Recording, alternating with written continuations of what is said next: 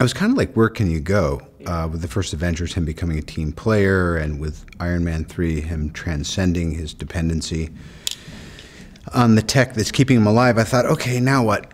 But there's all this unfinished business. There's the matter of a certain wormhole that opened over New York and the imminent threat that still implies. So Tony has turned his attentions more toward a bit of a post-Reagan era Star Wars type notion.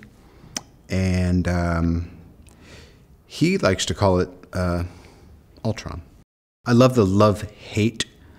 I love the people. This time around, I felt like I really got, honestly, a bunch closer with the cast members. And Joss and I are pals. Meanwhile, there's always that part of it that you never forget your first time. And from Iron Man 2 into Avengers and Iron Man 3, there's always this, I think it's like life. You're like, you know, why isn't it like it was in college now, you know? But more than any other of the Marvel movies since Iron Man 1, for me, I feel like this is really a kind of a feeling of an ending of an era and the beginning of another. Obviously, some of that is informed by the new blood coming through, you know, with Elizabeth Olsen and Aaron Taylor Johnson. And I welcome it. Well, there's a lot of full circles going on. Probably the most personal one is James Spader playing Ultron. He was the first person I saw kind of off the boat when I got to LA and took me under his wing. He's just a couple years older. But I think, again, it was a very inspired casting choice.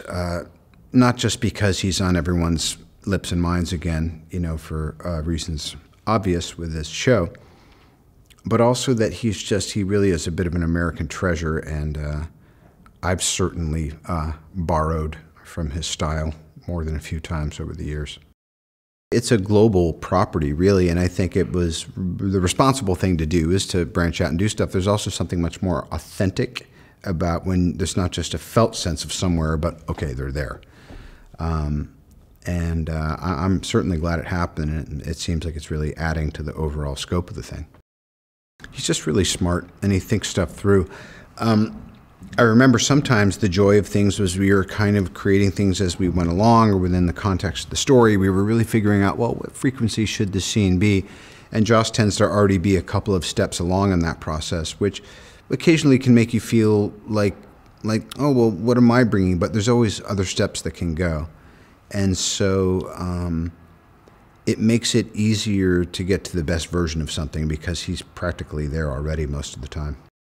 Ladies and gentlemen, you're watching Hey You Guys!